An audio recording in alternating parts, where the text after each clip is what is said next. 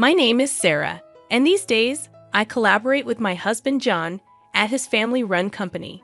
The enterprise, led by my father-in-law, Richard, is a small but inviting establishment employing about 6 individuals.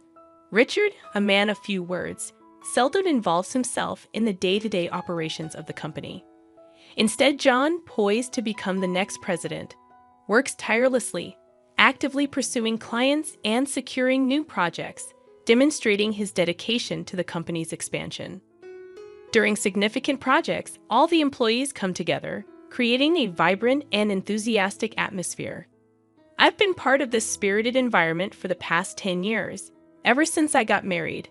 However, my mother-in-law, Nancy, seems to harbor some discontent about my role. As I returned home early to prepare dinner while John remained at the office, Nancy, who had been part of the family business until our marriage, confronted me with disapproving words. "How long do you plan on clinging to our family business?" Nancy asked, her words laden with criticism. Nancy, who had looked forward to relaxation post-retirement, appeared to redirect her energy into scrutinizing my choices. In response, I tried to maintain composure, asking, "What do you mean by clinging?" Nancy retorted with a cutting tone, suggesting that I must have married John out of necessity and was now taking advantage of working in their company. Sighing inwardly, I realized that such accusations from her had become more frequent lately.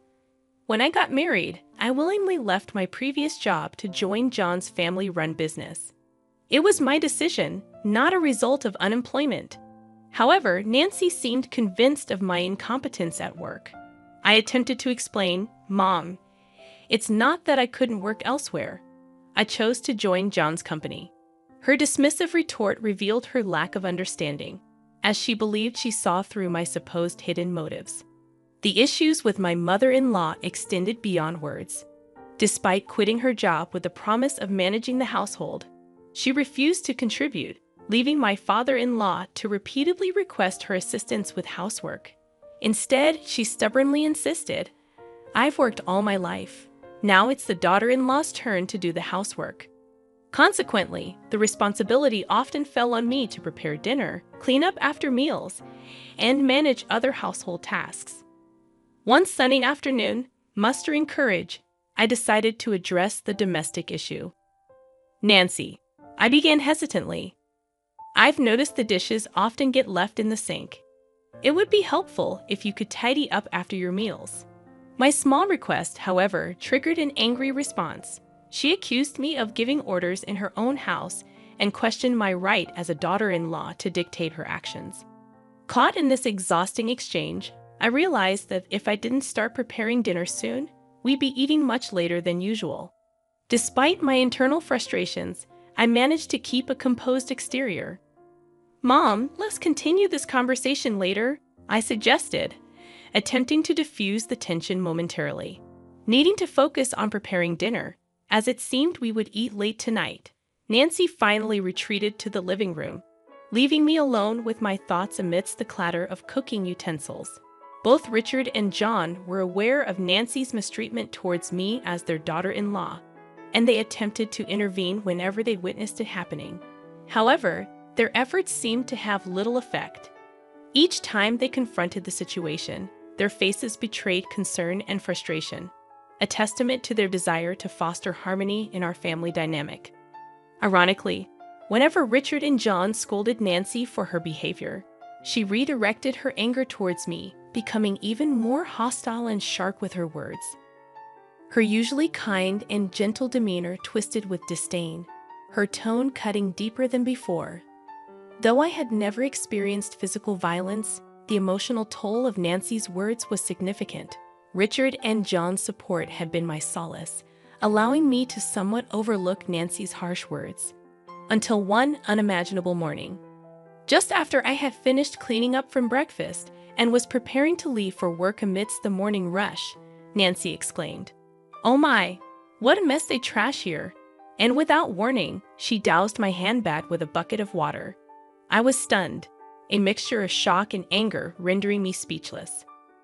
"What are you doing, Nancy?" I managed to stutter out, my voice trembling with disbelief. Nancy's response was flippant. resembling that of a mischievous child.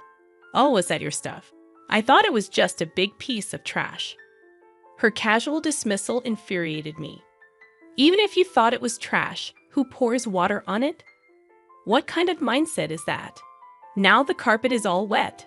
What about the vacuum cleaner? My words were a jumble of anger and confusion as I frantically emptied the water-soaked contents of my bag, including documents I needed for work, onto the table. Nancy responded nonchalantly, her face calm, showing no signs of remorse or concern for my distress. "Because you don't need to go to work anymore." I was baffled. In our living room, bathed in morning light, I sat opposite Nancy, her expression colder and more resolute than usual. It was as if she had made a decision that would change everything. "Excuse me?" My response was laden with confusion and surprise.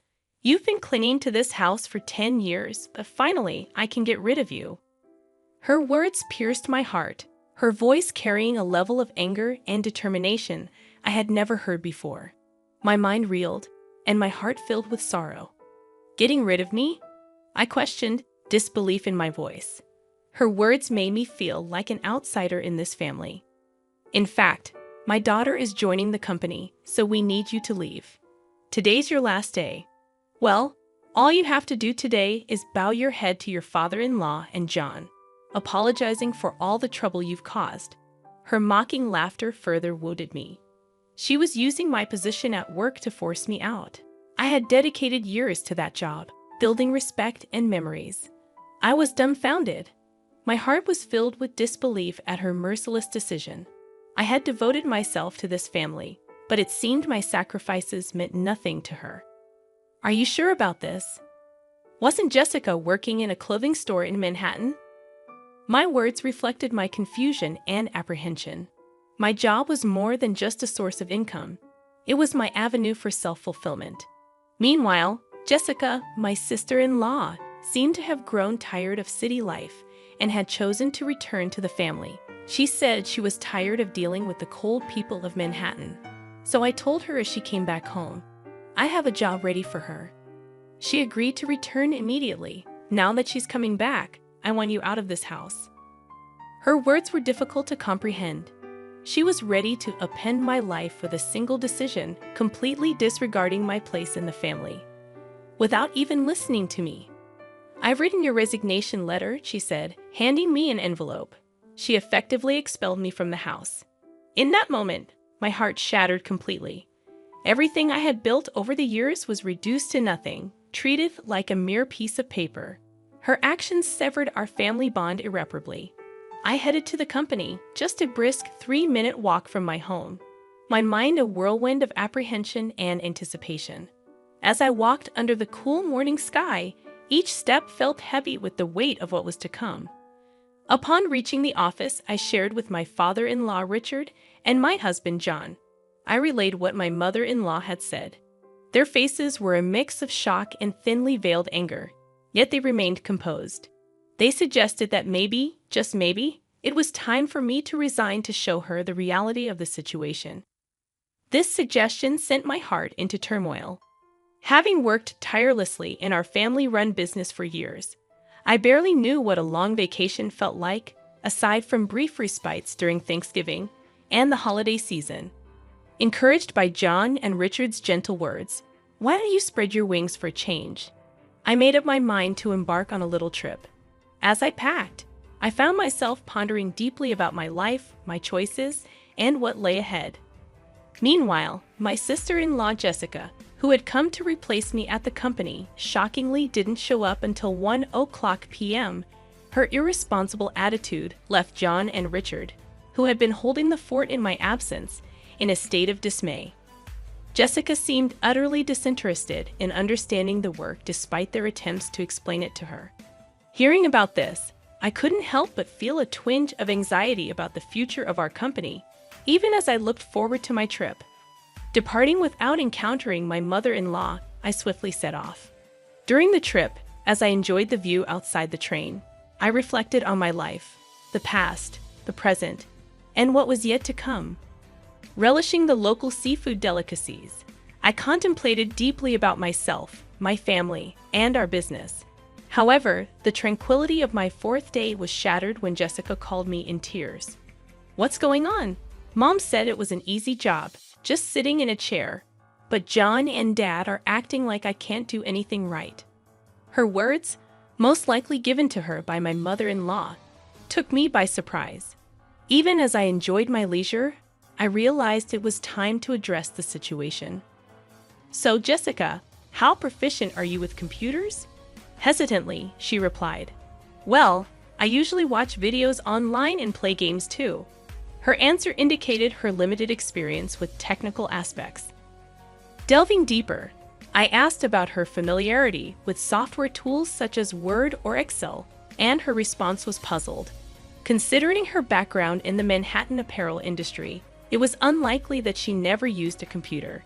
Tasks such as tracking sales and managing inventory would have required her to use Excel.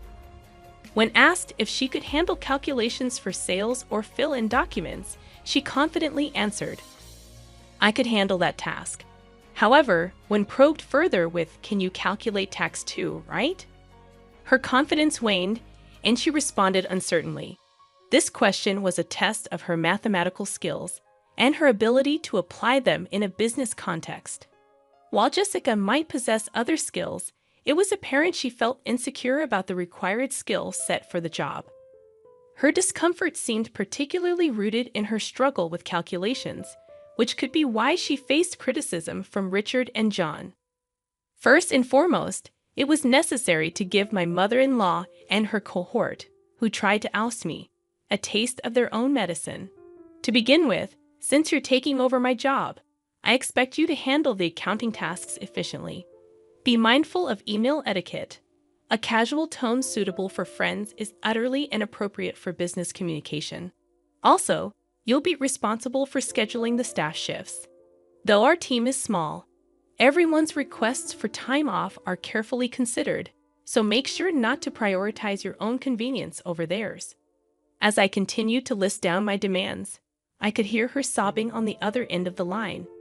But I was told I wouldn't have to do anything. Why are there so many tasks? I didn't come back home for this. She abruptly ended the call. In the following 3 days, I decided to enjoy sightseeing in Manhattan, where Jessica had fled. From my experience, I learned that not everyone in Manhattan is cold-hearted. In fact, it seemed rarer to find people as cold-hearted as my mother-in-law and Jessica, who had conspired to drive me away.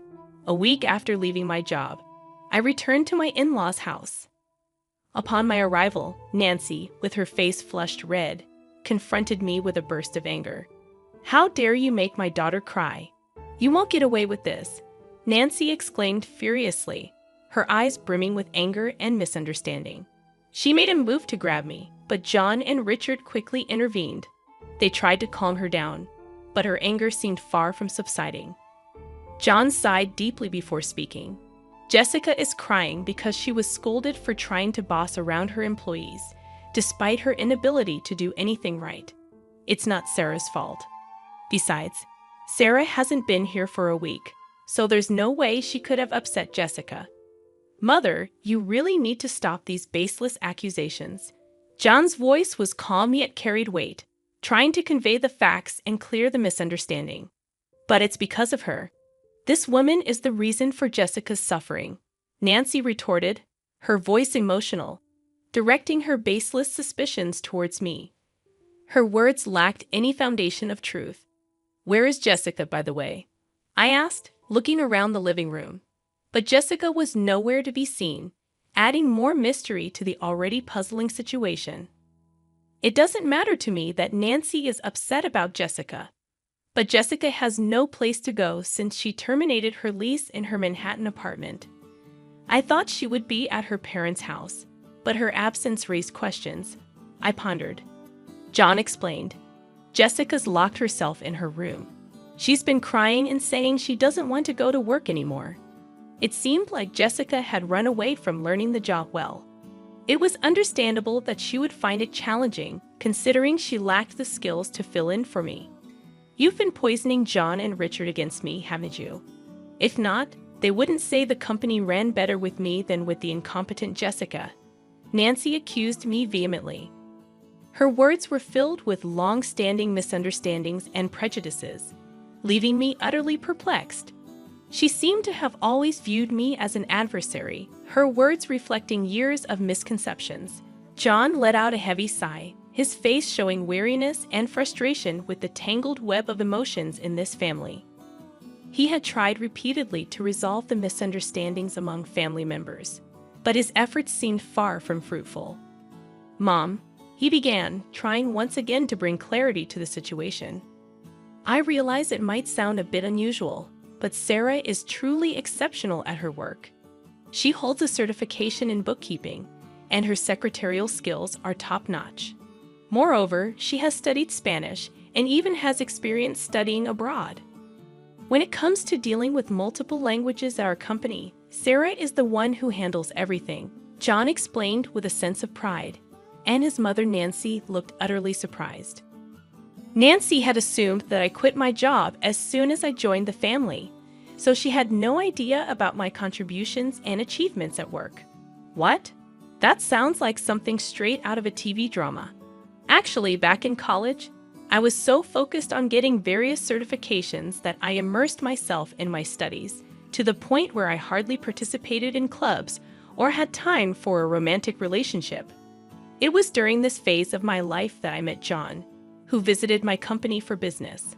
I inadvertently found myself sharing the story of how John and I first met. However, I realized that this wasn't what Nancy wanted to hear, so I steered the conversation back to the original topic.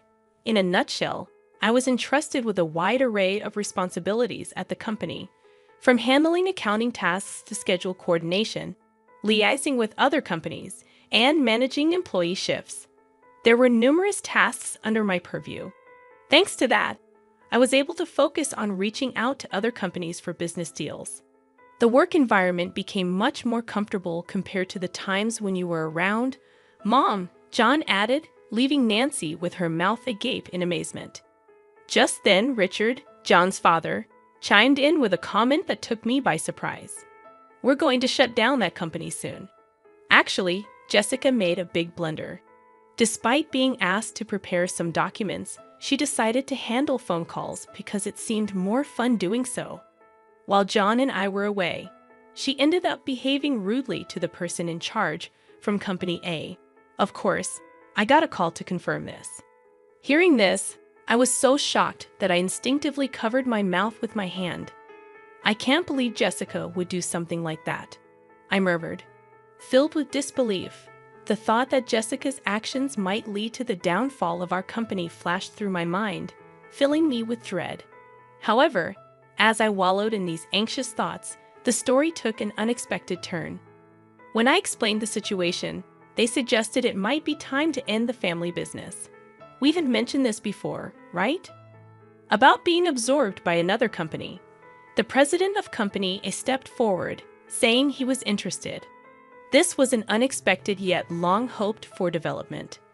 With a family-run business, there are limitations, and it's uncertain whether we could consistently acquire a stable customer base. That's why John had always been working hard in sales, trying to secure new clients. Being absorbed by a larger company could mean securing a steady customer base. The once uncertain future suddenly seemed to hold a glimmer of hope. However, this news brought relief only to me, John, and his father. John's mother suddenly opposed the idea, saying, "That's not acceptable. John must become the president. This company is ours, isn't it?" I was taken aback by the sudden change in the situation. It seemed that more than a stable future, Nancy was concerned about maintaining the status of being part of a company president's family, part of an executive family. "And you're telling me he's not going to be the president anymore? Absolutely not acceptable," exclaimed Nancy passionately. This commotion piqued the interest of Jessica, who was upstairs in her room, leaving her to come down to the living room to see what was happening. In response to the chaos started by Nancy, Richard spoke up with a calm but final statement. "I am divorcing you, so either way, you will no longer be part of this executive family. Not only have you not changed your attitude towards my wife, But you also neglect household chores. To top it off, you spend your days out with young men instead of being home. I have no intention of supporting such a wife any longer. This was news to both me and John. We were so shocked that we could only stare at Sarah's father-in-law with wide eyes. It seemed he had planned to discuss divorce from the beginning, as he took out divorce papers and a photo of Nancy with a young man from the living room shelf, placing them on the table. If you sign the divorce papers now and leave with your belongings, I won't demand alimony. I know getting any money from you would be futile anyway. So unfair. Divorce? How can you say that? Haven't I devoted myself to this house all these years? Have you done any proper housework in these last 10 years? Have you ever helped with the business? Does spending someone else's money on young men count as devotion to the house? It was the first time we saw Sarah's usually mild-mannered and reserved father-in-law this angry. Seeing this, Jessica, who had come down to the living room, was visibly trembling from the shock. Jessica, you're part of this too. You came back home because you couldn't make it in Manhattan, and now you can't find a job but still act all high and mighty. In the end, you stopped working entirely. Whose escapism did you inherit? It's time for you to leave this house. Next, we saw Jessica's shock and resistance. She believed she was an important member of the family, but the reality was different. Wait a minute, Dad. Mom might be a lost cause, but I'm your precious daughter, right? The family conflict deepened as Jessica asserted her place, revealing her betrayal towards her mother.